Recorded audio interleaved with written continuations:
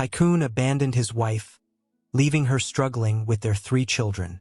The silk curtains danced gently with the breeze that entered through the half-open window. Hannah stood in front of the large mirror in the master bedroom, her fingers trailing across the marble vanity that once felt like part of a fairy tale. She wore a pale blue silk robe, slightly faded now from months of wear, her long brown hair cascading loosely over her shoulders. A faint smile touched her lips as she looked down at the small ultrasound photo tucked in her hand. 3 tiny lives inside her. Her heart swelled with love and terror all at once. Footsteps echoed in the hallway.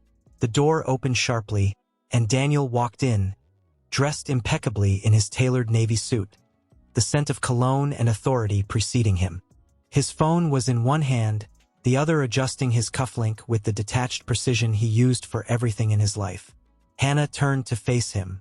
"Daniel," she began softly, her eyes filled with fragile hope. "The doctor confirmed it this morning. It's 3.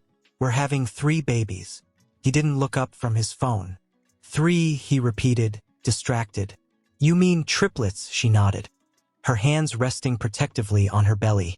"Yes, isn't that incredible?" He finally looked at her, but his expression wasn't joy. It was calculation. Silence fell between them, heavy and suffocating. "That's a lot," he muttered. Her smile faded. "I thought you'd be happy." "I have a board meeting in 10 minutes, Hannah. I don't have time to process a surprise like this." He grabbed his tablet from the dresser. Her voice cracked. "Daniel, they're your children. Our children." He paused at the door. "I didn't sign up for chaos, Hannah. This wasn't in the plan." Her knees almost gave out, but she steadied herself against the dresser. "Chaos you call 3 lives chaos?" His jaw tightened, but he didn't turn around. "We'll talk later," and he left. The sound of the door closing echoed through the silence like a final verdict. Hannah's eyes welled with tears she refused to let fall. She pressed the ultrasound photo to her chest and whispered to the tiny lives inside her, "It's okay. I've got you, even if he doesn't." The months that followed were brutal in their quiet unraveling. Daniel became colder, more distant. He returned home late, if at all. She'd wait at the dinner table, her belly growing round and heavy, food going cold, lights dimming with every passing hour. Sometimes, when he came home, she could smell perfume that wasn't hers. Lipstick stains on his collar told stories she never wanted to read. Hannah didn't ask anymore. What was the point? He had made himself a ghost inside their mansion. But one night it all broke. She sat on the edge of their massive bed, trying to put on her compression socks when a sudden cramp struck her lower back. She cried out, "Daniel!" She screamed from the bedroom, her voice trembling in pain. Footsteps echoed again, but not from him. The maid, May, rushed in, pale and worried. "Senora Hannah, are you okay? I need to go to the hospital," she panted. "Please help me." May helped her downstairs as best she could. Daniel was on the phone in his home office, his voice sharp, commanding. Hannah stumbled to the doorway, leaning against the frame, her eyes pleading. "Daniel, I need to go. Now." He glanced at her briefly. "I'll send someone." "Send someone," she repeated, stunned. "You won't come," he covered the phone. "I have a merger meeting in Shanghai in 3 hours, Hannah. I don't have time to play house." Her voice turned ice cold. "They're your children, and I'm your wife." He didn't even flinch. "That's temporary." It hit her like a punch to the chest. She stumbled back, nausea rising. May caught her before she could fall. "I'll call a taxi," May whispered. "Don't worry." The hospital was cold, sterile, but the babies were safe. She spent the night alone in the maternity ward, one hand resting over her belly, the other holding her phone, staring at his name on the screen. No messages, no missed calls, nothing. At sunrise, a nurse entered with a clipboard. "You'll be discharged tomorrow. Is your husband picking you up?" She didn't answer. 3 weeks later, she returned home to find Daniel's suitcase by the door. A tall blonde woman stood beside him, her arms crossed, smirking. "What is this?" Hannah whispered. Daniel looked straight at her, calm and emotionless. "Her name is Lexi. She's moving in. You're moving out." Hannah's voice rose, panic flooding her chest. You're joking. No. I'm done pretending, he said flatly. This marriage is over. You can take whatever you need and leave.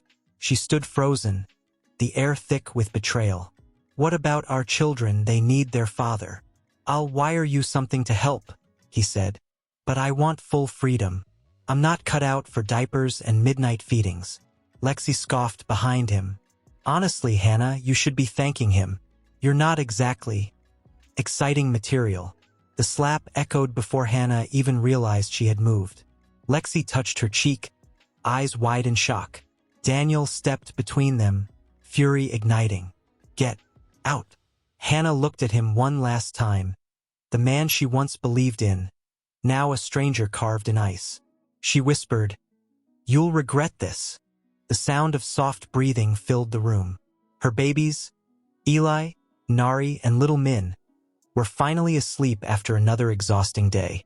Hannah knelt beside their crib, pressing her hand gently over each small chest, feeling the rhythmic rise and fall that kept her going. A knock startled her. It wasn't the door.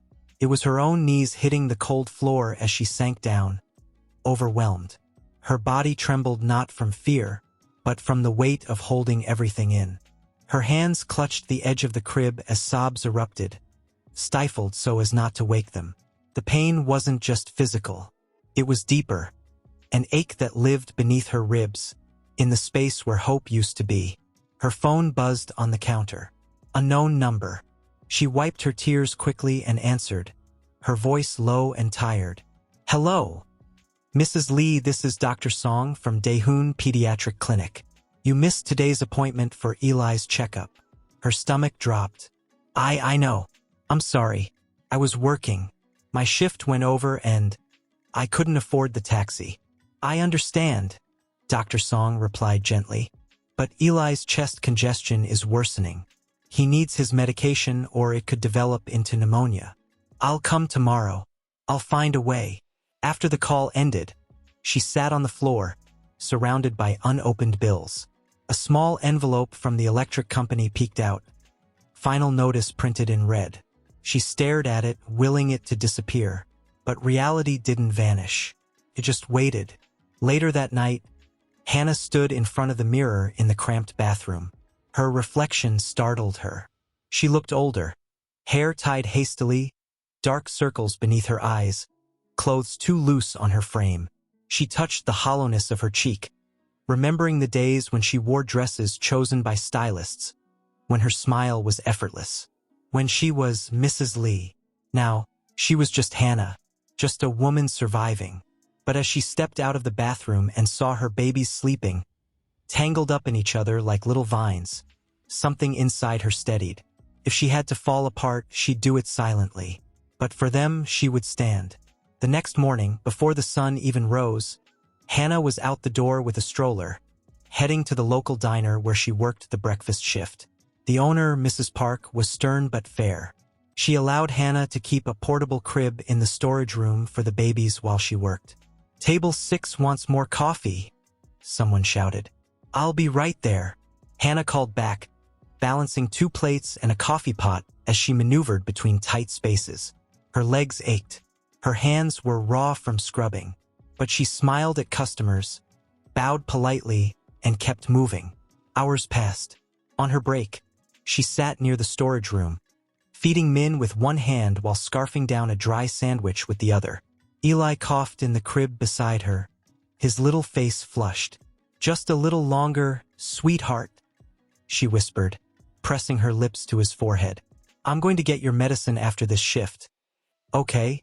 She stood to leave, but the diner's bell rang sharply. Hannah froze. Standing at the door was Daniel. He wore the same expensive coat, same polished shoes. His eyes scanned the place quickly before landing on her. Time stopped. Her heart didn't beat, it clenched. What are you doing here? She asked, unable to mask the tremor in her voice. He looked around uncomfortably. I came to see the kids. I heard you're working here. Did you send someone to follow me? I just wanted to make sure you were okay. Her voice turned cold. You mean you wanted to see if I was broken yet? Daniel shifted, Hannah, I'm trying. She laughed, bitter and short. Trying? You haven't called in months. You left us with nothing. Nothing. Now you show up in a warm coat while your son's sick and my hands are bleeding from scrubbing dishes. He looked at her, and for a fleeting moment, something flickered in his expression. Was it guilt, regret? I didn't know he was sick. Of course you didn't, she whispered. You weren't there. He took a hesitant step forward. Let me help. She raised her hand, stopping him. Help? No. You don't get to feel noble now. You don't get to fix this with money or apologies. You made your choice, and I made mine. Daniel opened his mouth, but she turned her back to him and walked into the storage room. She knelt beside the crib and gently picked up Eli. He coughed again, body trembling. She rocked him slowly, whispering lullabies, heart heavy with everything unsaid. When she stepped out again, Daniel was gone. That night, the rain returned. Hannah walked home with a paper bag of medicine cradled under one arm, her babies bundled in a second-hand stroller. Cars rushed by, splashing water, indifferent. She stopped beneath a flickering street lamp and tilted her head toward the sky. I'm still here, she whispered to no one. I'm still standing. In that moment, thunder echoed like applause, and Hannah smiled. Meanwhile, far removed from her daily struggle, Daniel Lee's empire was thriving. In the penthouse office of a gleaming glass tower, Daniel stood before the floor-to-ceiling windows, watching Seoul below him like a god observing ants. His assistant, Min Jae, read off quarterly projections. The company had secured another acquisition. Stocks were up. Investors were satisfied. But Daniel barely heard any of it. He reached into the inside pocket of his suit jacket and pulled out a crumpled photo. One he'd secretly taken the day he saw Hannah at the diner. She hadn't seen him watching her hold Eli in her arms. He hadn't meant to take it, but something in that moment had frozen him. Her eyes. They weren't the same eyes he remembered from their wedding day, full of trust and warmth. These were the eyes of someone who had drowned and kept breathing anyway. Sir, Min Jae prompted gently. Daniel folded the photo and returned it to his pocket.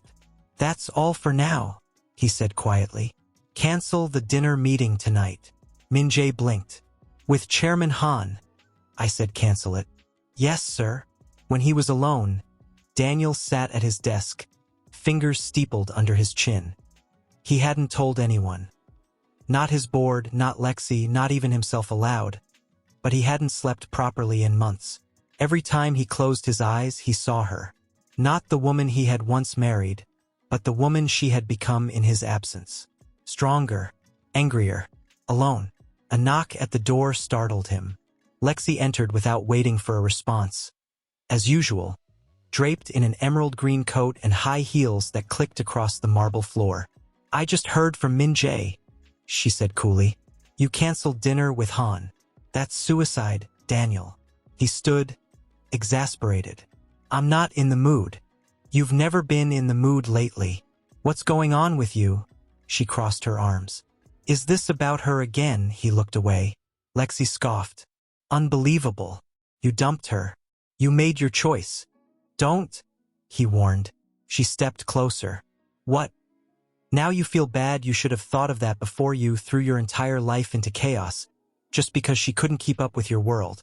Daniel's voice was ice. Get out. Lexi rolled her eyes. No wonder she left. You're impossible to love. The door slammed behind her. Daniel remained still, staring at the empty space she'd left behind. His pulse raced. His fingers trembled. Not from rage, but something colder. Something closer to shame. That night, Daniel poured himself a drink and sat on his balcony, letting the sharp wind whip through his hair. The city sparkled below, mocking him. He could hear music from a rooftop bar nearby. Laughter. Celebration. But inside him, there was only noise. He closed his eyes. Memories flooded in. Hannah laughing in the garden, barefoot, sunlight caught in her hair. Hannah crying silently in the delivery room, holding 3 tiny babies and asking, where is he? Hannah turning away from him in that diner, her voice like glass cracking. You made your choice. He pressed the glass to his lips and whispered, I was wrong. The next morning, he called his lawyer. I want everything she signed reversed. The no alimony agreement, the custody waiver, all of it. I don't care what it costs. The voice on the other end hesitated. Sir, that might trigger a legal battle. It'll be public. Your image? I don't care. Daniel hung up. Then he picked up his phone and dialed a number he hadn't used in over a year. It rang, and rang, and rang. Voicemail.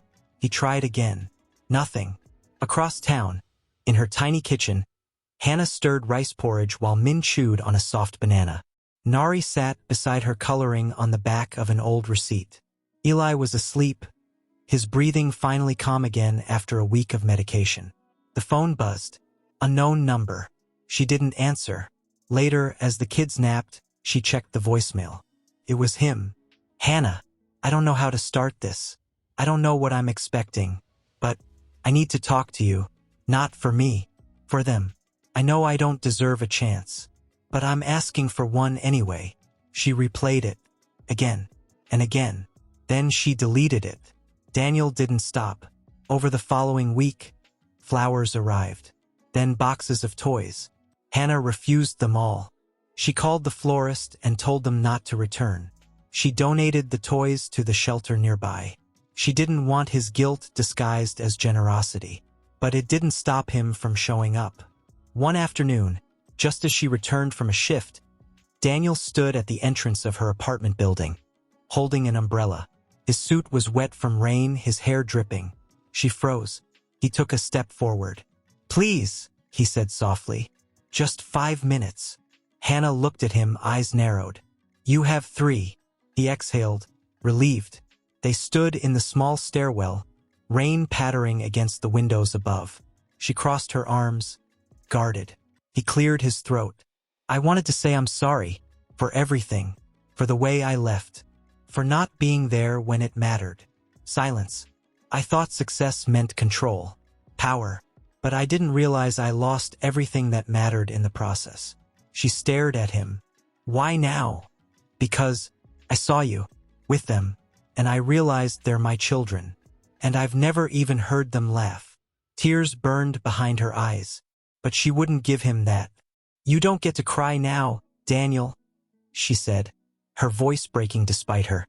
You weren't there for the fevers, the hospital nights. You weren't there when Eli stopped breathing for 30 seconds and I had to scream for help. He closed his eyes, a tear slipping down his cheek. I know, he whispered, and I live with that every single night. She turned to go, but he reached out gently, not touching her. Just a breath away. Please let me meet them. Just once. I don't expect forgiveness, but I want them to know I exist, that I care, even if it's too late. She hesitated. Her fingers trembled on the doorknob. Behind her, she whispered, come back tomorrow, same time. If they want to see you, I'll let them decide. And then she disappeared inside. Daniel stood in the stairwell, his breath catching, rain mixing with his tears. It wasn't redemption. She hadn't mentioned the visit yet. Eli was drawing in silence, his little brows furrowed. Nari twirled around the room in a pink tutu that used to belong to the neighbor's daughter. Min was humming to himself, dragging his blanket behind him like a cape. The knock came exactly at 3:00 p.m. Her pulse jumped. She didn't move at first. Another knock, then a soft voice behind the door. It's me. Hannah walked to the entrance and hesitated. She rested her forehead against the door for a moment, trying to quiet the storm inside her. Then she opened it. Daniel stood there wearing a plain sweater and jeans. No suit, no coat, just him, stripped of everything that used to make him intimidating. She stepped aside without a word. He entered slowly, eyes taking in the worn rug, the scent of baby lotion, the faint hum of a lullaby from the toy radio. And then he saw them. 3 small heads turned to face him. Eli was the first to rise cautiously. Daniel knelt. Hi, he said, voice soft. I'm Daniel. Nari peeked out from behind the couch. Are you the man who sent the pink rabbit? He nodded, unsure whether to smile. Min just stared, blinking curiously. before climbing back onto the couch and wrapping himself in his blanket like a turtle. "They're shy," Hannah said quietly. He glanced at her. "So was I." Eli walked closer. "Do you know my name?" "Yes," Daniel said. "Eli, and your sister is Nari. And your brother is Min." Eli nodded, then asked the question no one had dared voice. "Are you our dad?" Daniel's breath caught in his throat. Hannah took a step forward, but he raised his hand slightly, not to stop her, but to steady himself. I am," he said, eyes glistening. "I should have said it a long time ago." Nari's voice came out like a whisper. "Why did you leave?" The room stilled. Daniel knelt down, placing both palms on the floor, like a man begging for air. "Because I was scared," he admitted. "Because I thought being a good father meant being rich. And I thought love would wait. But I was wrong. I left something more valuable than anything I've ever built. And I regret it every day." No one moved. Then Eli did something unexpected. He walked up to Daniel and gently touched his cheek. "You're crying," he said. Daniel closed his eyes. "I know." Hannah turned away, covering her mouth with her hand. Her shoulders shook, but she didn't make a sound. The hours that followed felt like years and seconds at once. Daniel stayed on the floor, answering innocent questions.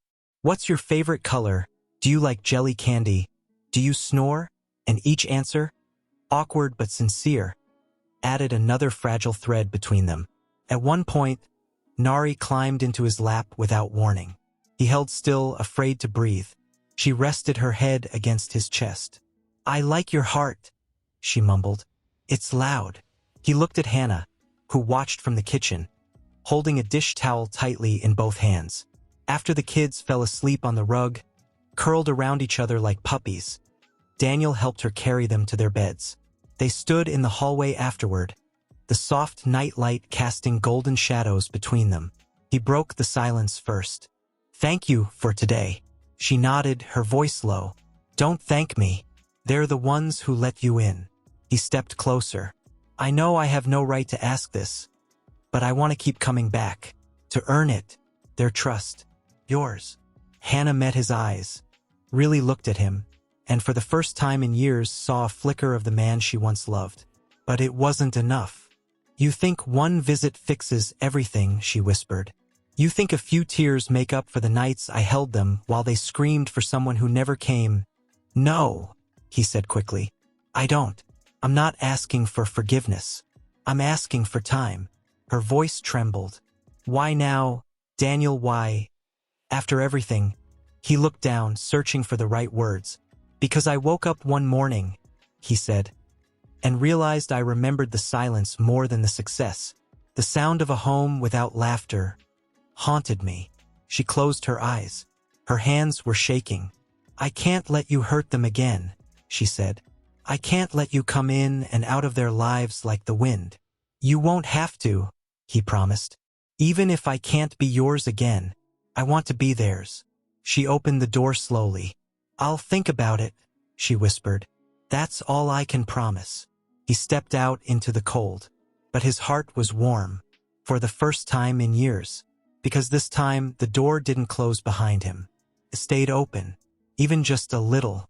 Daniel began returning every afternoon, always at 3 p.m., never late, never early. He came without fanfare, no flowers, no gifts, just him and a small, nervous smile. The children didn't ask where he went when he left. They didn't ask where he had been before. They simply began to accept him, in the quiet way children sometimes do. Eli started showing him his sketches, crude but full of color. Nari would braid strands of yarn and tie them around Daniel's wrist like bracelets. And Min, the quietest of the three, began falling asleep curled in his lap. But for Hannah, the walls remained. She kept a distance, polite but firm, as if afraid even one step closer would be the end of her healing. One evening, after the children had gone to bed, Daniel lingered at the kitchen table while she washed dishes. The small space was filled with the scent of chamomile soap and soft lullabies drifting from the cracked door of the children's room. Daniel's voice broke the quiet. "They're amazing," he said, his fingers tracing the rim of a chipped mug. They are, Hannah replied without looking at him. I don't know how you did it, he added barely above a whisper. I don't know how you kept going. She paused, letting the water run over her hands as her eyes fixed on a single cracked plate. I didn't have a choice, she finally said. I couldn't fall apart. There was no one left to pick up the pieces. He stood up and took a step closer. I want to be here now. I want to help. She turned around slowly, eyes raw but dry. Help how? By reading bedtime stories, by buying groceries once a week. You think you can erase years of absence with a few good intentions. I know I can't erase anything, he said, but I can be present. I can try to do right from this point on. Her voice cracked. You left, Daniel. I begged you, and you looked at me like I was nothing, like I was weight holding you down. He reached out instinctively, but she flinched. I thought I was losing everything, he said, his own voice shaking now. I didn't realize you were everything. She looked at him, really looked, and for a second her pain was no longer hidden behind pride. It shimmered in her eyes, heavy and unforgiving. I don't need you to say the right things, she whispered. I needed you to stay, but you chose silence. A beat passed. He nodded slowly, swallowing the lump in his throat. You're right, he said, and I'll carry that every day.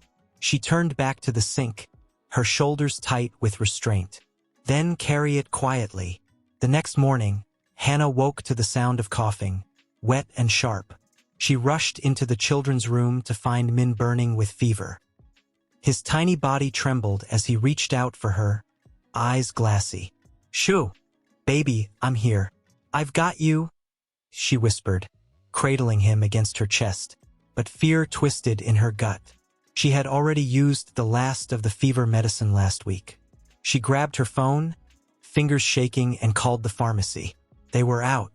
The hospital required a new prescription. Her mind raced. She couldn't leave the others alone, and she couldn't afford a sitter. Her chest tightened as she stared down at Min's flushed face. A knock at the door broke the spiral. She opened it to find Daniel holding 2 grocery bags. He took one look at her face and froze. What's wrong? She didn't answer, just stepped aside, and he followed her to Min's bed. Daniel dropped the bags. His fever's high, he said, kneeling beside the child. Let me drive you to the hospital. I can't take them all out in the cold. Then you go, he said without hesitation. I'll stay with Eli and Nari. She looked at him, eyes wide with instinctive resistance. No, I won't leave them, he said firm. Please, let me do something. Hannah hesitated, then nodded. She wrapped Min in a blanket and hurried down the stairs with Daniel's keys in her hand. Hours later, she returned, exhausted but relieved. Min was sleeping in her arms, his fever broken, new medicine in a bag over her shoulder. When she opened the apartment door, she froze. Daniel was lying on the floor with Eli and Nari asleep on either side of him. A picture book was open on his chest. Crayons littered the floor. The kitchen smelled faintly of soup. And for the first time, Hannah didn't see a stranger.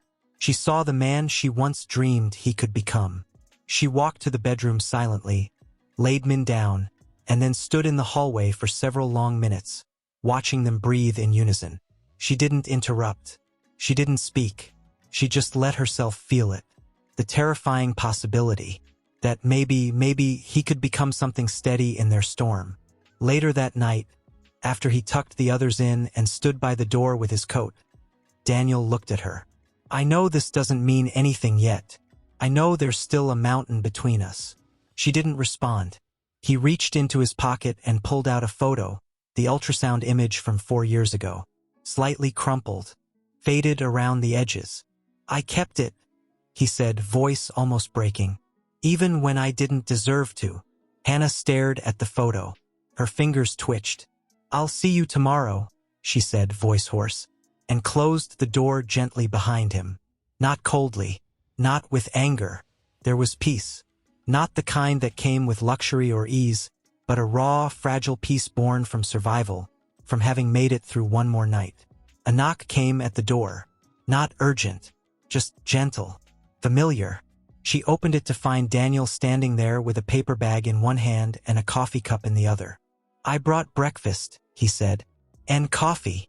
She took the bag silently, stepped aside, and let him in. He moved naturally now, like someone who no longer needed permission, but still waited for it out of respect. As the children swarmed around him, excited, asking if he'd brought the cinnamon rolls again, Hannah watched from the kitchen. There was a strange tightness in her chest. Not anger, not even pain. Something more dangerous. Hope. Later, after breakfast, as the children colored on the living room floor, Daniel sat beside Hannah at the tiny dining table. His voice was quiet. "I've been thinking," he said, "about what you said last week. About presents. About being real." She glanced at him, skeptical. "I want to provide," he continued. "But I also want to be here. For real. Not just for story time and playdates. I want to support you. Not with guilt, but with consistency." She leaned back, folding her arms. "Daniel, this isn't about you proving anything to me. I know that," he said. "It's not about you forgiving me either. It's about making sure they never feel like they were an accident." Her fingers tightened slightly against her elbow. "They were never the mistake," she said. "You were." He nodded, slowly, absorbing it without resistance. "I want to help more with the house," he said. "The bills, the rent. I can do it without changing anything else. Without crossing your boundaries." She hesitated, torn between pride and necessity. "I don't want to feel like I owe you," she whispered. "You don't," he said gently. "This isn't about debt. It's about accountability." She looked down at her hands. "We've managed this far. I know you have, and you've done it beautifully. But maybe you don't have to do everything alone anymore." There was a long pause. Finally, she gave a single, slow nod. "You can help with the groceries." His smile flickered to life, small and genuine. "Groceries. Got it." A week passed, then another. Daniel became more than a visitor. He became part of the background noise. He picked the kids up from preschool when Hannah's shift ran late. He learned how to braid Nari's hair, though it always looked like a small bird had gotten stuck in it. He and Eli built a cardboard rocket that took up half the living room. Hannah watched it all cautiously. Every gesture chipped away at her walls, but she refused to let them fall completely. Until the call came. She was at work, refilling a tray of pastries when her phone buzzed. Unknown number. She hesitated, then answered. "Ms. Hannah Lee," the voice said. "This is Director Zhang from Soryang Holdings. I'm calling regarding Mr. Daniel Lee." Her blood ran cold. "What about him?" "He's listed you as an emergency contact. He collapsed during a board meeting this morning." Her tray hit the floor. The hospital lights were too bright, too sterile. The scent of antiseptic clung to her skin. She stood in front of the glass door of Daniel's hospital room, unable to walk in. A doctor stood beside her. "Stress-induced exhaustion," he explained, "likely due to overwork. His blood pressure was dangerously high. We'll need to keep him under observation for a few days." "Will he be okay?" she asked, barely audible. "Yes, but if he doesn't make serious changes soon, it won't be the last collapse." She stepped inside, heart pounding. Daniel was pale against the white sheets, a thin line of sweat on his forehead, and 4 attached to his arm. He looked small, human, not the man who used to tower over boardrooms, not the man who once walked away without blinking. His eyes fluttered open when he heard her voice. "You idiot," she whispered, sitting beside him. He smiled weakly. "Hi. You were doing too much. I wanted to be good," he said, voice raspy, "to prove I wasn't just temporary." "You're not a machine," she said. "You're not a paycheck. You're their father. That's all they need." Pause passed. He reached out, slowly, unsure. She let him take her hand. It was the first time she'd let him touch her since the day he left. "I thought if I fixed everything for you, maybe you'd see I'd changed." "I do see it," she whispered. "But this isn't about fixing. It's about showing up, even when it's messy, even when it hurts." Tears filled his eyes. I didn't know love could be quiet. It usually is, she said, her own voice trembling. You just have to be willing to listen. That night, after she tucked the kids in, Hannah sat in the dark, the phone in her hand, her thoughts racing.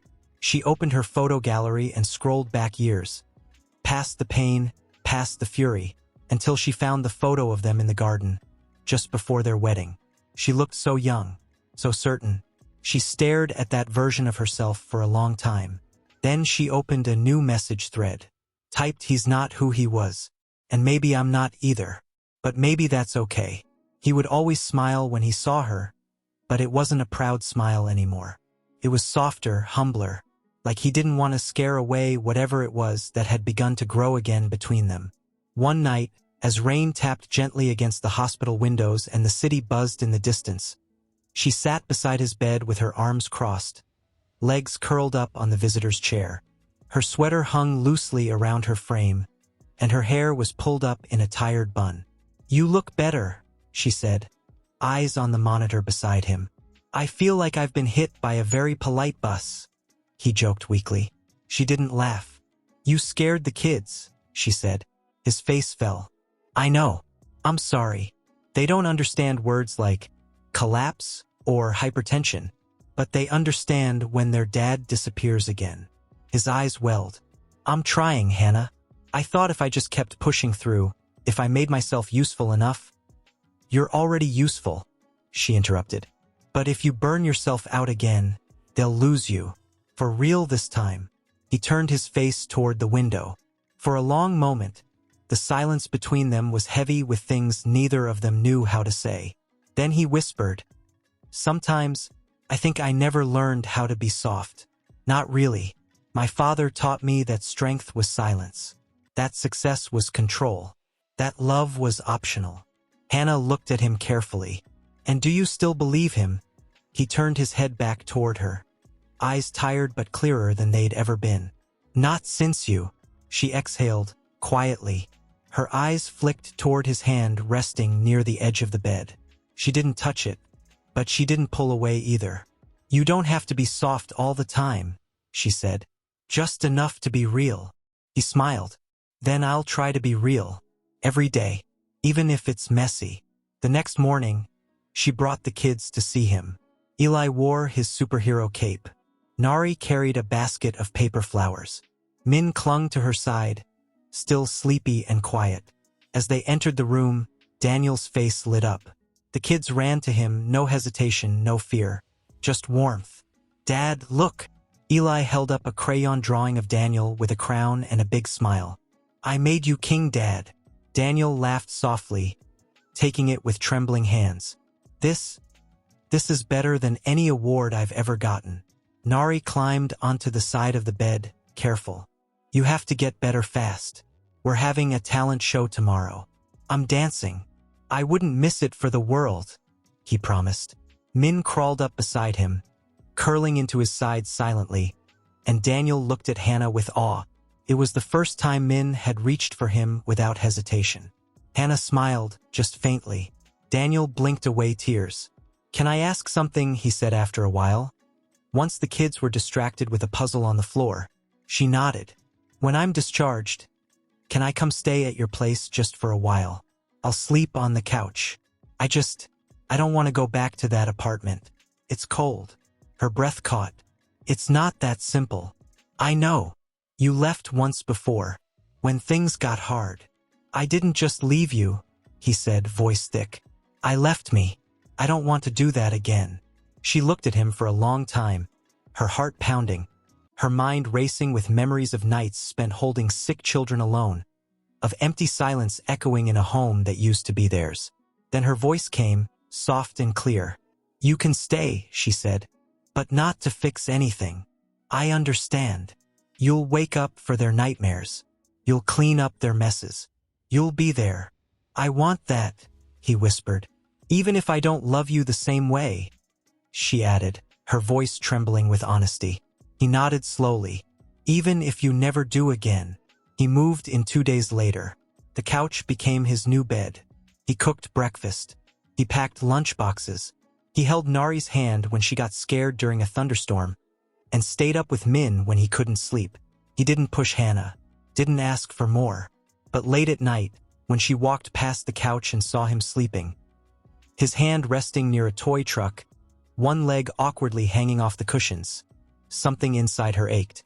Not for the man he used to be, but for the man he was trying to become. One night, as she stood in the kitchen washing a single cup, he came in, rubbing the back of his neck.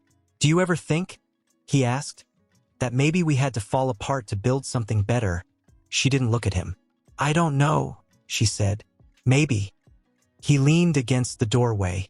"I'm not asking for us to go back," he said. "I'm asking for us to go forward." She turned to him slowly. "I don't know what forward looks like, Daniel." "Me neither," he said, smiling. "But maybe we don't need to know. Maybe we just take one step at a time." For the first time in years, she let herself smile back. It had become normal, this sound, and that terrified her. She dried her hands and leaned against the counter, watching as Daniel held Min upside down, pretending he was a superhero. Nari squealed and leapt onto the couch, dramatically announcing she was a princess in danger. Eli, the oldest by 2 minutes, observed with crossed arms and a proud smile, clearly enjoying being the director of the game. Daniel glanced up and caught Hannah watching. He smiled. She didn't smile back. Not entirely. Something inside her twisted, a coil of fear and memory. Later, after the children had finally collapsed in a messy pile of blankets and yawns, Daniel stepped into the small balcony for some air. Hannah followed, folding her arms against the breeze. Neither of them spoke for a while. Below them, the city glimmered softly, lives unfolding in little lights, distant and unknowable. Daniel broke the silence. "They asked me today if I'd be here tomorrow," he said. "And I said yes. I said it without thinking."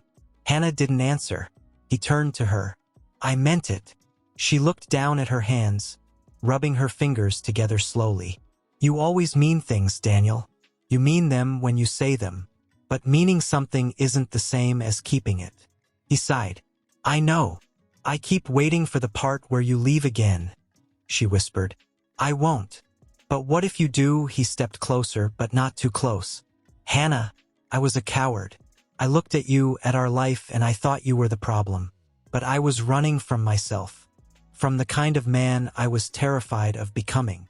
She turned to him now, eyes dark with quiet fire. "You didn't just run, Daniel. You left me standing in the ruins of everything we built. Alone, with 3 children. You chose someone else. You signed papers. You walked out that door." "I know," he said, his voice breaking. "And I see it every night when I close my eyes. I see your face that day. I hear the door slam. I hear the silence that followed. And I swear, if I could go back, if I could undo even 1 second of that moment." "But you can't," she cut in. "You can't. So don't talk to me about the past. Talk to me about now." He swallowed. The wind moved gently between them. "I'm not perfect now," he said. "I still don't know how to braid Nari's hair without it falling apart. I burn toast. I forget the cartoon character names. But I show up, every day, because I want to earn it back. Not just your trust, your presence. Your peace." She looked at him, eyes glassy. Her lips parted slightly, but no words came out. Daniel stepped back, sensing her retreat. "I'll sleep early," he said softly. "Big day tomorrow. I promised Min I'd wear a cape to preschool." That made her laugh. Just a small exhale, but it broke the tension like the first drop of rain before a storm. He paused, holding on to that sound like it meant the world. Then he nodded and went inside. Hannah remained on the balcony, arms still folded, the night chill brushing her skin. At 2:13 a.m., she jolted awake. She didn't know why. There was no noise, no child crying, no storm, just something heavy pressing against her chest. She got up quietly and stepped into the living room. Daniel wasn't on the couch. Panic rose in her throat. Then she heard it, the soft, muffled sound of sobbing coming from the bathroom. She opened the door slowly. Daniel sat on the closed toilet lid, face buried in his hands, shaking with silent cries. She froze. He didn't see her at first. When he finally looked up, his face was red, wet, stripped of everything polished and composed. "I didn't want to wake anyone," he whispered. She stepped inside, closed the door behind her. "What happened?" He shook his head. "I just couldn't sleep. I keep thinking, what if this is all temporary? What if one day the kids stop trusting me? What if you stop looking at me like maybe I could belong here again?" She knelt in front of him, her own heart cracking open slowly. "I'm still scared," he confessed. "Every minute. Scared that I'll fail. Scared that I'm just pretending to be someone better than I really am." She placed a hand gently on his knee. "Then be scared," she said. "But don't disappear again. Don't hide from it. We don't need a perfect man here, Daniel. We just need you. The you who cries at night and wears capes and burns toast. That man I can trust." He broke again, this time into her arms, and she let him. Not as a wife, not as a lover, but as someone who knew what it meant to fall apart and still choose to get up the next day. In that quiet bathroom, under flickering fluorescent light, something shifted. Not a grand gesture, not a dramatic kiss. She stood in the hallway, just watching him. She could still hear the sobs from the night before, still feel the way his body trembled when he admitted he was terrified. That vulnerability, so raw, so human, had cut deeper than anything he'd ever said in the past. She walked quietly toward the kitchen, preparing breakfast with familiar motions: cracked eggs, slightly overcooked toast, warm milk with honey for Nari's sensitive stomach. A quiet hum of domestic life, normal, steady, even beautiful in its simplicity, until her phone buzzed. She wiped her hands on a towel and checked the screen. A name appeared she hadn't seen in nearly 4 years. Yejin Lee, Daniel's younger sister. Her breath hitched. She hesitated, heart pounding. Then she answered. "Hello, Hannah," came the voice on the other end, sharp and cool. "You need to talk to him now, before it's too late." What? Hannah asked, gripping the phone tighter. "What are you talking about? Did he tell you about the company? What about it?" There was a pause. "They're forcing him out. The board's been planning it quietly for months. He just found out yesterday." "He didn't tell you?" Hannah's stomach dropped. "No." Yejin's voice softened slightly. "He knew it was coming. He's been giving up control piece by piece for weeks. Divesting, walking away, protecting assets tied to your name. But the board's not going to stop there. They're preparing to make everything public, to destroy his reputation. And if he doesn't fight, he'll lose everything. Not just the company, everything he rebuilt." Hannah's hands went cold. "Why are you telling me this?" "Because he won't fight," Yejin said bitterly. "He thinks losing it all will earn him forgiveness." The line went dead. Hannah stood in the kitchen, the smell of burnt toast suddenly nauseating. She turned, her heart racing, and saw Daniel standing in the hallway. He had heard everything. "I was going to tell you," he said softly. I didn't want you to think I was still that man who clings to power." She stepped toward him slowly. "You're letting them take everything." "They already did," he whispered. "A long time ago. Daniel, I ruined everything," he said, his voice fraying. "My marriage, my name, my company. What does it matter if I let the last part go? Maybe I deserve to lose it." Her eyes filled with tears, not from pity, from the grief of watching someone unravel and thinking they should. "Do the kids deserve to lose it too?" she asked gently. "Does Eli deserve to hear you were once a man who built an empire but gave up because it hurt too much to defend it?" His jaw clenched. "I don't care about the money," she continued. "I care about the fact that you're showing them what a man looks like. A father, someone who stays, someone who fights, not just for them, but for himself." He closed his eyes. "Fighting means going back into that room with those men who tried to ruin me. Means putting on the same suit I used to wear when I was a stranger to you. Then put it on," she said. "But wear it differently this time." His eyes opened, slowly. "I don't know if I remember how to be that person." "You don't have to be him," she said. "Just be you. The one who wakes up at night when Nari cries. The one who folds Eli's drawings like they're treasure maps. The one who cries in the bathroom because he wants to do better. He stepped toward her then, unsure. "Would you stand with me?" She reached out, gently placing her hand on his chest, where his heart beat fast and uneven. "I already am." That afternoon, Daniel stood in front of the mirror for the first time in weeks, adjusting the collar of a charcoal suit. It didn't feel like armor anymore. It felt like resolve, like coming back not to reclaim who he was, but to prove who he'd become. Hannah watched from the doorway, arms crossed, heart full and aching. He turned to her. "Whatever happens in there, I'll come back to you. I promise. I'll hold you to it," she said, voice quiet but steady. He kissed her forehead. It wasn't romantic. It was something older, something rooted in pain and forgiveness and hope.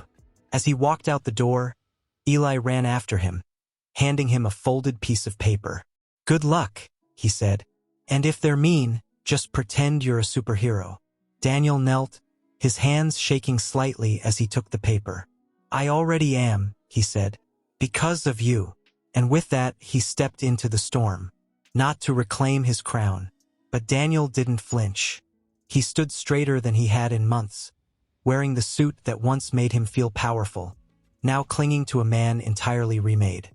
He looked leaner, older, stronger, not in the way they remembered, but in a way they couldn't understand. "Gentlemen," he said, setting a folder on the table. "Shall we begin?" The chairman of the board, Mr. Sung, gave a tight smile.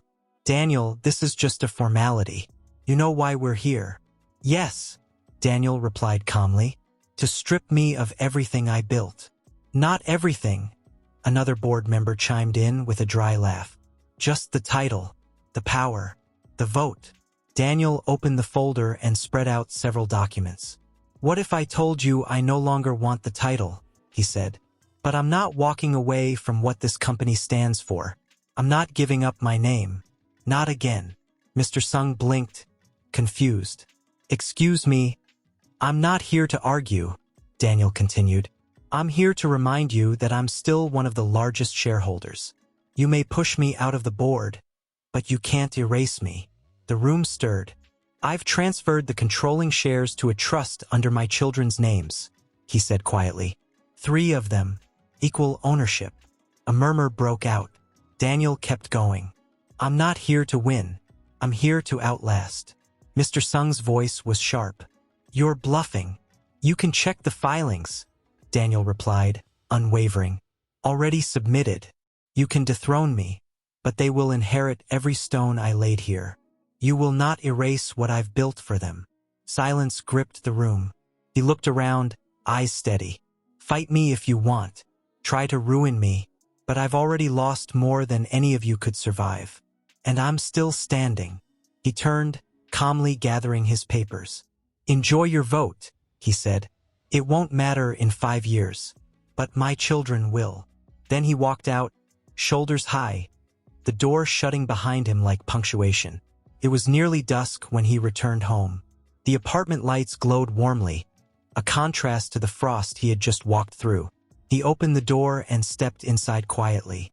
Hannah was on the floor, helping Nari tie ribbons to a paper crown. Eli was drawing something in the corner, and Min was curled up with a blanket watching cartoons. When Hannah saw him, she stood. Well, he didn't say anything.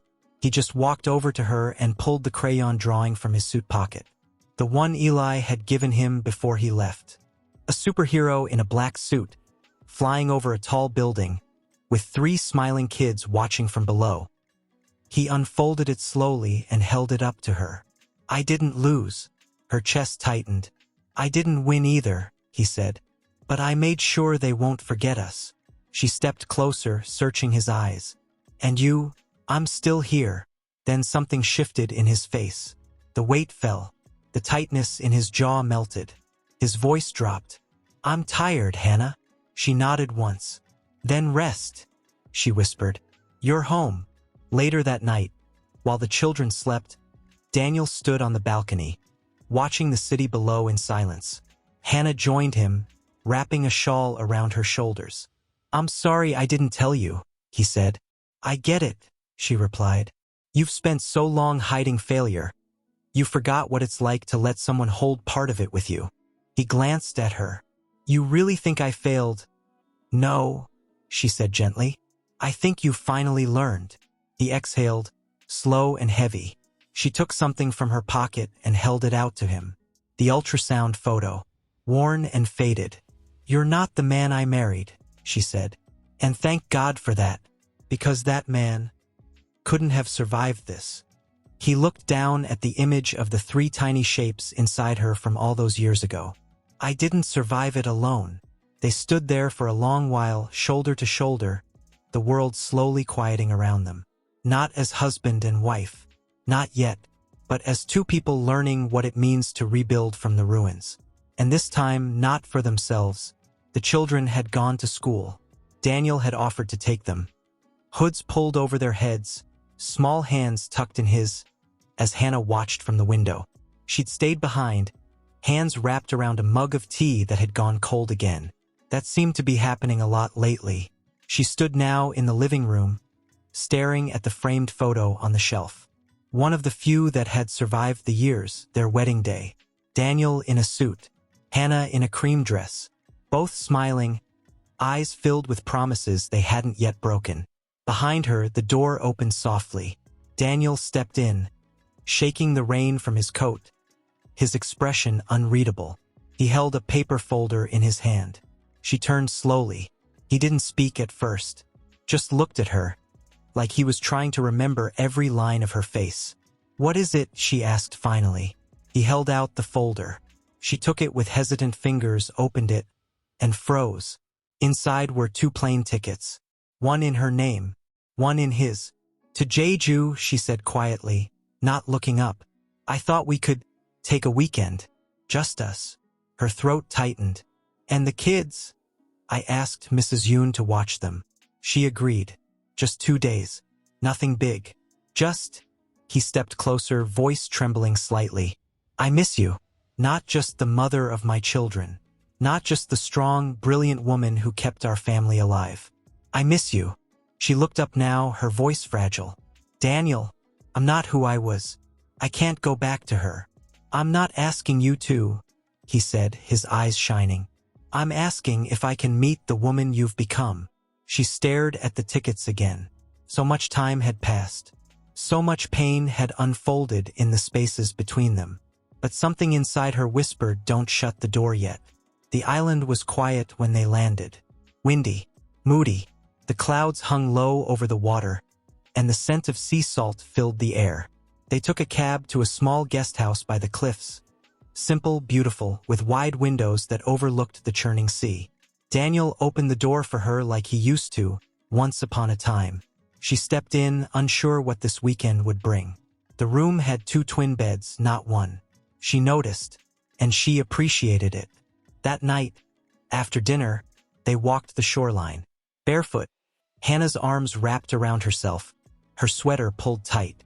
Daniel walked beside her, hands in his pockets, the silence between them no longer sharp, just tender. Do you ever wonder? She said suddenly. What would have happened if we'd never gotten married? He looked at her, surprised. She kept walking, eyes on the sand. Maybe you'd still be on top of the world. No detour. No fall. He shook his head. I would have been a statue. Polished. Untouched. Hollow inside. She glanced at him. I regret the way I left, he said. But I don't regret falling. Because the man standing next to you right now wouldn't have existed otherwise. The wind tugged at her hair. I wanted you to love me when it wasn't easy. When I wasn't beautiful or graceful or strong. When I was just tired. I know, he said. And now I understand what that love actually means. She stopped walking, looked out at the dark ocean. I don't know if I can love you again, she said. Not the way I used to. Daniel stepped beside her. I don't want the way it was. I want the way it could be. She turned to him, eyes searching. And what if I'm never sure? Then I'll stay, he said, voice steady. Even in your doubt. Even if you never love me again. I'll stay because I do. I love you. In this moment. In this silence. In this sea salt air and secondhand guest house. Not because you're perfect, but because you're real. Her lower lip trembled. And finally, she whispered, "Then stay." He didn't move to touch her. He just stood beside her, letting her decide everything. The waves roared in the distance, and Hannah closed her eyes, not to shut out the world, but to let something new begin, something fragile, unwritten. She stared out at the sea. Daniel emerged from the other room slowly, still in a t-shirt and sweatpants, his hair disheveled, eyes heavy with sleep. He saw her and paused in the doorway. "You always wake up before the sun?" he asked softly. She didn't turn. "Only when I'm afraid of forgetting what peace feels like." He walked closer, stopping just a step away, sensing she needed space. "You didn't sleep much." "I didn't know how." She turned toward him now, her face calm but unreadable. "Do you remember the day I told you I was pregnant?" He nodded. "Yes." "You didn't touch me," she said. "You didn't ask how I felt. You didn't even look at the ultrasound picture." "I was scared." She tilted her head slightly. "No, you were indifferent." His mouth opened to respond, but no words came. Instead, he lowered his gaze. "I remember standing in front of the mirror that night," she continued, voice quiet, "wondering if I would be enough, if I could raise 3 babies without losing who I was. And the truth is, I did lose her." Daniel's throat tightened. "But what you don't know," she whispered, "is that even when I lost myself, I never stopped holding on to them. Not even when I had nothing." He stepped forward now, voice trembling. "I know that now, and I hate myself for not seeing it then." She met his eyes. "I don't need your guilt, Daniel. I need your truth."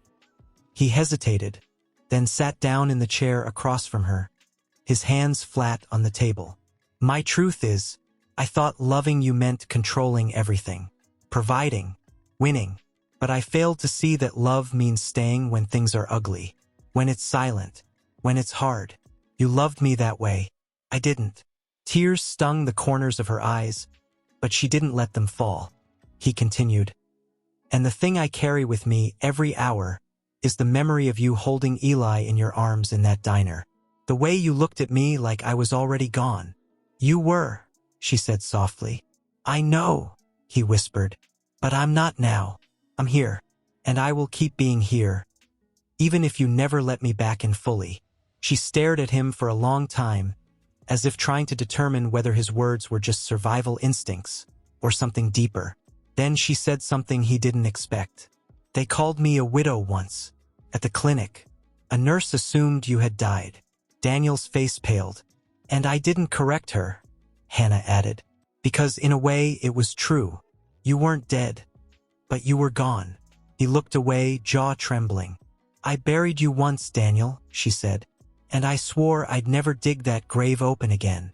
A long silence passed. Then his voice, barely above a breath, "What would it take to bring me back?" She stood slowly, walking toward the window. The sea stretched endlessly before her, gray and cold.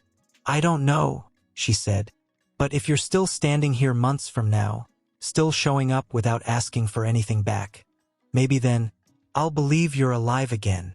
Daniel nodded, pain and determination etched into every line of his face. "I will be," he said, "even if it takes the rest of my life." Hannah didn't reply. Home wasn't made of glass and steel anymore. It was made of these moments. One evening, just days after they came back from Jeju, Daniel stood in the hallway of their apartment. Well, her apartment still, and listened to the children laughing in the living room. Hannah was helping Eli fold paper airplanes, her hair falling across her cheek in that familiar way that used to undo him. He turned and walked into the bedroom, picked up his phone, and called someone he hadn't spoken to in months. The voice on the other end was brisk. "Daniel." "Lexi," he said calmly. A pause. "This is unexpected. I need to talk to you." There was a silence so thick it pressed against his ribs. "I need to tell you the truth."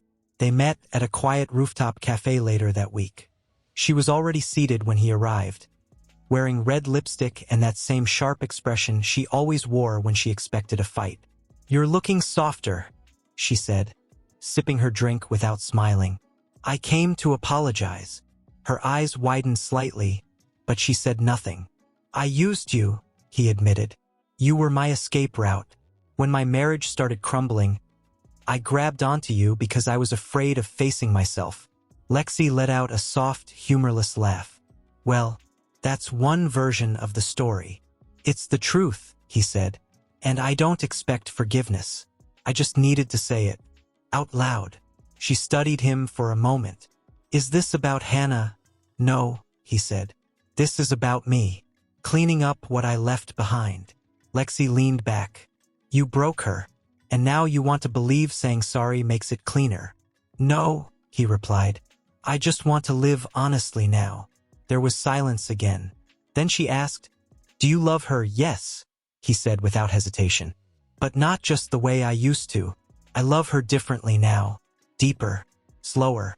The kind of love that grows even in silence. Lexi nodded, almost imperceptibly. Then she stood. Then don't mess it up. And she walked away. Daniel returned home just before dinner. The apartment was filled with the smell of noodles and sesame oil. The children were setting the table, laughing and arguing about who got to sit next to Hannah. He stepped inside, watching it all unfold like a scene from a life he thought he'd never deserve. After dinner, once the kids were asleep, Hannah joined him on the small balcony. She brought 2 mugs of tea and handed him one, her expression unreadable. You look like you've seen a ghost, she said. I did, he replied. Her name was Lexi. Her brow lifted. You met her. I needed to, he said. I needed to close that door the right way. Not with avoidance. Not with silence. With truth. She looked at him carefully. And what truth did you give her? That I broke things I didn't understand, he said. And that the only thing I want now is to keep choosing this. Us, the kids, this home. Even if it never becomes what it once was. She sipped her tea, letting his words linger. I don't want what it once was, she said softly. I want something that won't disappear the moment it gets hard. You'll have it, he whispered. Even if I have to prove it every single day. There was a long pause. Then she said, You know, Nari told her teacher today that her family has 2 homes. One in her heart, and one in our living room. He smiled, warmth rising in his chest. She's always been wiser than us. Hannah looked at him then, not with the weight of old pain, but with something new, a beginning, possibility. And in the quiet between them, Daniel realized that forgiveness didn't always come with fireworks or grand gestures. Sometimes it came like this: a mug of tea, a look without anger, a breath shared in silence. He entered the room quietly, barefoot, his voice hesitant. They're asleep. She nodded, still looking out the window. Nari asked if we're ever going to get a house with a backyard. He added gently, trying to meet her where she was. Said she wants to plant strawberries. Hannah smiled faintly, but her eyes didn't soften. Daniel took a few careful steps closer. What is it? He asked. Her voice, when it came, was almost a whisper. Do you ever wonder if we're pretending? Daniel blinked. Pretending? She turned toward him now, arms still wrapped tightly around her. Playing house, acting like this can actually become real again, like the pain we went through could ever lead to something solid. I don't think we're pretending, he said quietly. I think we're rebuilding. Are we? She asked. Or are we just afraid of letting go completely? His breath caught. He knew this wasn't anger speaking. It was fear, and fear in Hannah always sounded like doubt. I wake up some mornings, she continued, and I see you folding laundry or brushing Min's hair or reading Eli a bedtime story, and I start to believe. I really do. But then, something in me just stops. I remember the sound of the door when you left. I remember how cold the apartment was that first winter. I remember crying in the hospital while holding 3 infants with no one beside me. Daniel's eyes filled with tears. I remember that too, Hannah. Do you? She asked, voice breaking. Because I lived it. I didn't just abandon you, he said, voice raw. I abandoned myself. I was a coward. I didn't know how to be needed like that. I didn't know how to be weak. But I was, she said. I was weak. And you left. He stepped closer now, his voice barely holding together. I would give anything to go back and sit beside you in that hospital room, to hold your hand, to tell you I was scared too. But I can't. I can only be here now. And I am here. Silence thickened between them. Then Hannah asked, what if I never fall in love with you again? Daniel's breath hitched, but he nodded. Then I'll still be here, because what we're building now, it's not about getting back what we had. It's about showing up for what we still have. She sat down slowly, shoulders folding inward like she was carrying too many ghosts. I want to love you again, she whispered. But sometimes it feels like I've forgotten how. Daniel kneeled in front of her, not touching, just close enough. Then let me remind you, he said. Not with words, not with promises, with presents, with pancakes on Sunday, with band-aids and laundry and walks to school. I'm not here to win your love back, Hannah. I'm here to deserve it. Her eyes filled with tears. For a long time, she said nothing. Then, finally, quietly, she reached out and placed her hand over his, not as an answer, but as a beginning. And he closed his eyes, grounding himself in that single moment of fragile grace. And Hannah watched it all from the hallway, hands in her sweater pockets, heart split open in ways she could no longer define. Daniel looked up and met her gaze, his eyes crinkling. Do we have any of that strawberry syrup left? The one Nari swears is magic? Top shelf, she said softly, managing a small smile. She turned back into the bedroom, needing a moment. The noise faded as the door shut gently behind her. She sank onto the bed, letting out a breath she hadn't realized she was holding. There was a letter on the nightstand, Daniel's handwriting. He must have left it there that morning before breakfast. She stared at it, untouched. She didn't open it. Not yet. Her phone buzzed. A message from a number she hadn't seen in years. Lexi, I need to talk to you. Please. It's important. About Daniel. Her chest tightened. She stared at the message, her fingers hovering over the screen. Then, Mom Nari stood in the doorway, clutching a small plate with one half-burnt pancake and a heart-shaped blob of syrup in the center. I saved the prettiest one for you. Hannah's heart cracked a little at the edges. She smiled and reached out. Come here. Nari climbed up and sat beside her. Is Appa gonna stay forever this time? She asked, chewing thoughtfully. Hannah didn't answer right away. She brushed a strand of hair from Nari's forehead and whispered, I think he's trying to. Nari grinned. Good. You smile more when he's around. After Nari skipped back into the kitchen, Hannah finally picked up the letter. She opened it. Hannah, I know I say a lot and I probably write it worse, but I needed to leave this somewhere. Not because I expect anything, but because I need you to know that every time I hold Min's hand, or listen to Eli's stories, or watch Nari dance in the hallway, I see you. You're in every heartbeat of this home. I broke something sacred between us, and I'll never ask you to pretend it didn't happen. But if you ever find space in your heart, not for the man I was, but for the one I'm still becoming, I'll be here, waiting, with no expiration date. Daniel, she pressed the letter to her chest, breathing in the quiet weight of it. Her phone buzzed again. Lexi, you deserve to know the truth before someone else tells you. He's been keeping something from you. She stood, heart racing. That night, after the children were asleep, Hannah walked into the kitchen. Daniel was finishing the dishes, sleeves rolled up, hands deep in sudsy water. He looked up when he saw her. Hey, he said softly. Everything okay? She held up the phone, screen glowing. He looked at it, froze. Lexi's name. He turned off the faucet slowly. I didn't want to ruin everything. I thought I could handle it quietly. Her voice was low. What is she talking about? He took a breath. The board didn't let go easily. When I gave up the deal, they came after my remaining shares. They filed something, a petition to freeze my assets under claims of breach of contract. It's been ongoing for weeks. Her eyes widened. You're in court. I've been fighting it behind the scenes. I didn't want to burden you. Not after everything you've already carried. You lied, she whispered. Again. I didn't lie, he said gently. I just didn't tell you. Her hands shook. That's what you always do, Daniel. You decide what I can handle, what I should know. I was protecting you. No, she snapped, pain rising like fire in her throat. You were protecting yourself.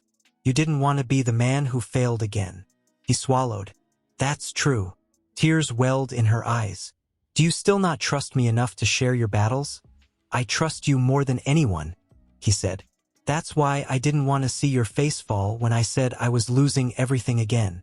You were never supposed to protect me from the truth, she said, her voice trembling. You were supposed to walk through it with me. He stepped forward, eyes pleading. Then walk with me now. Let me show you I've changed. Not by being perfect, but by learning how to break beside you. She looked up at him, breathing hard. Her voice cracked. You don't need to be perfect, Daniel. You just need to stop hiding. He nodded, eyes glistening. Then I will. Starting now. She stared at him for a long moment. Long enough for all the memories, all the silences, all the truths and wounds and fragile forgiveness to hang between them. Then she stepped forward, slowly, and wrapped her arms around him. Not tightly, not completely, but enough. Enough to say, I'm still here. Behind her, the couch creaked softly. Daniel sat up slowly, rubbing his eyes, blinking toward her silhouette. She turned, quiet for a moment, before saying, The kids are still asleep. He nodded, voice hoarse. I dreamed you left. I dreamed you stayed, she answered, and neither of them smiled. Daniel sat upright, leaning forward, elbows on his knees. The distance between them was still there, small but real, like a breath held too long. I want to tell them, he said, about everything, about the board, the fight, what's been happening. She hesitated. There's still so little. I know. I don't mean every detail. I mean honesty, age-appropriate honesty. They need to see that people don't stop trying just because things go wrong. She walked over and sat on the edge of the armrest. Are you sure it's not guilt talking? He met her eyes. Maybe it is, but it's also growth. I want them to grow up knowing that failure isn't shameful. As long as you stand back up. There was a long pause. Then she nodded slowly. Okay, but I'll be there. When you do. He reached for her hand, gently. She let him hold it. Later that afternoon, after school and snacks and a half-hour of cartoons, Daniel called the kids to the couch. Hannah sat nearby, folding laundry quietly, but her eyes never left them. Eli, serious as ever, sat with a drawing pad on his lap. Nari, bouncing slightly, had glitter on her cheeks. Again. Min curled up between them with a stuffed bear in his arms. Daniel cleared his throat. I want to talk to you guys about something important, he said. Nari's eyes widened. Is it about puppies? He smiled. Not this time. Eli frowned. Is someone sick? No, no one's sick. I want to talk about what it means to keep promises. And what happens when we break them. Hannah's breath caught. I made a lot of mistakes before, Daniel continued.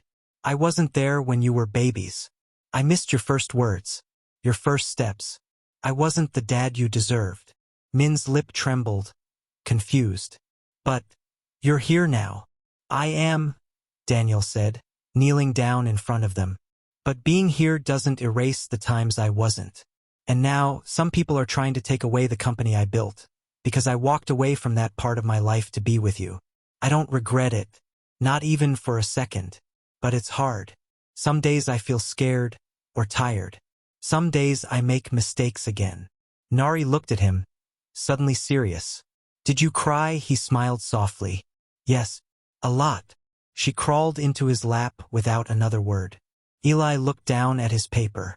Are we going to lose our home? Hannah answered that one, her voice firm. No, not ever. Daniel looked over his shoulder at her. A flicker of something deep and unspoken passed between them. You're safe, she said again gently. We all are. Eli nodded slowly, then got up and placed his drawing on Daniel's lap. It was a picture of their family. 5 figures standing under a messy rainbow. The father's arm was stretched out to hold all 3 kids at once. The mother stood next to him, a son behind her. Can you promise to keep trying? Eli asked. Daniel's voice cracked. Yes, every day. Min leaned forward and kissed his cheek. Then we forgive you. Hannah wiped at her eyes silently. That night, after the children had fallen asleep in a warm pile of limbs and blankets, Daniel stood on the balcony, breathing in the cool night air. The weight in his chest had changed. It wasn't lighter, just different, solid, real.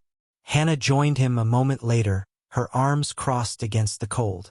He turned to her. I've never deserved this. No, she said. You didn't. He waited. But you're building it anyway, she added softer this time. And that matters more now. I still wake up terrified, he confessed. So do I. They stood in silence, shoulder to shoulder, two survivors of a storm neither had expected to live through. He glanced at her. Would it be okay if I called this home now? She looked at him, really looked, then nodded. Yes, she said. But not because you stayed. He waited. Because this time you chose to. Daniel closed his eyes. When she hung up, she didn't move. Daniel appeared in the hallway, rubbing his eyes, still half asleep. He paused when he saw her. You okay? She didn't answer at first. Then, slowly, she turned to face him. That was the hospital. He stiffened. The hospital, what happened? She swallowed hard. It's about Min. His blood work from the last checkup came back. Off. Daniel's face fell. Off how? They want to run more tests. Did they say what it could be? She shook her head. Just that we shouldn't ignore it. The silence between them was deafening. Daniel stepped forward, his voice strained. Did you call them because something felt wrong? She nodded barely. He reached out, resting his hand over hers on the counter. We'll go together. They sat in the waiting room later that afternoon, the air sterile and far too bright. Min played with a small toy truck, making soft engine noises under his breath. Hannah sat beside him, staring ahead, her hands wringing the strap of her bag.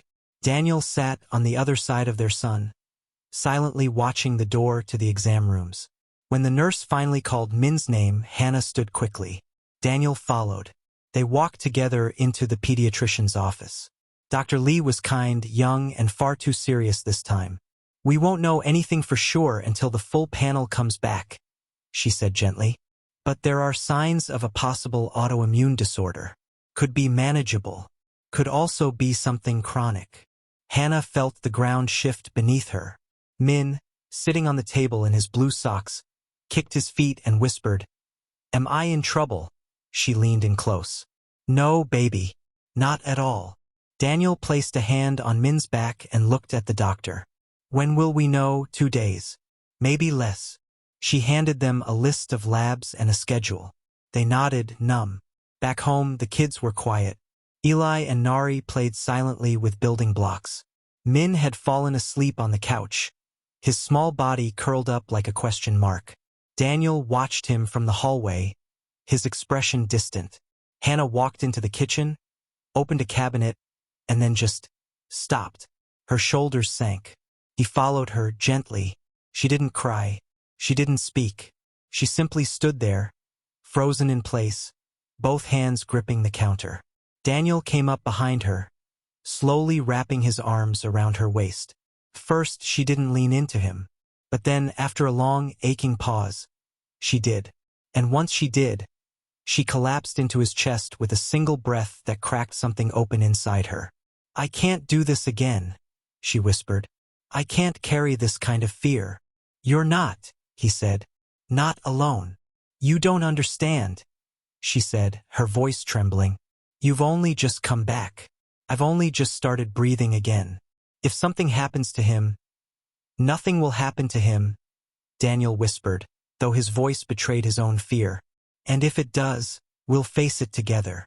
She turned in his arms, looked up at him. You left when things got hard once. What's stopping you now? He met her eyes without flinching. Because now I know what's worth staying for. I know what love really is. Her voice broke. And what is it? It's standing in the dark with you, he said, pressing her forehead to his. Even when I'm scared too. That night, Hannah lay beside Min, holding his hand while he slept. She didn't sleep. Not a second. Daniel sat on the floor just outside the bedroom, leaning against the wall, staring at nothing. When the first rays of light bled through the windows, he stood and walked to the door. She saw him and sat up. He didn't say anything. He just reached for her hand. And they sat like that, side by side on the bed, holding their son's hand between theirs. Hannah answered before the second tone. Her voice was breathless. "Hello. This is Dr. Lee," the voice said gently. "We have Min's results. Can you and Mr. Lee come in?" Her hand gripped the edge of the counter. "Is it bad?" There was a pause. "We'd like to explain it in person." The car ride to the hospital was wordless. Hannah stared out the window, one hand resting on her stomach like she had when she was pregnant. Absently, protectively. Daniel drove with both hands on the wheel, his jaw tight, his eyes focused on the road like it was the only thing he could control. When they entered the doctor's office, Hannah took Daniel's hand instinctively. Neither noticed how tightly they were holding onto each other. Dr. Lee sat across from them, the chart open in her hands. "Min has a condition called juvenile idiopathic arthritis," she said carefully. "It's an autoimmune disorder. It affects his joints and energy levels. But it's manageable." Hannah blinked. "Manageable," the doctor nodded. "With the right treatment, medication, monitoring, he can live a full, healthy life. It won't be easy, and there will be flare-ups, but it's not life-threatening." Daniel exhaled, sharp, like something inside him had been released. Hannah covered her mouth with her hand. Her eyes filled with tears, not from grief, but from sheer, overwhelming relief. "I thought we were going to lose him," she whispered. "You're not," the doctor said gently. They left the hospital holding each other's hand like they might never let go again. Outside, the sky had cleared, and the last of the rainwater shimmered on the streets like a reflection of all the emotions they couldn't speak. At home, the kids were napping. The apartment was quiet. Hannah walked into the kitchen and leaned against the counter, shaking slightly. Daniel stood across from her. "Say it," he said softly. She looked up. "Say whatever it is you're holding in." She took a breath. Her voice cracked. "I thought this was going to be another ending," she whispered. "I thought we were about to lose everything all over again." He stepped closer. "So did I. I don't think I have it in me to lose anything else." "You won't," he said. "Not anymore." "But what if something else happens?" she said.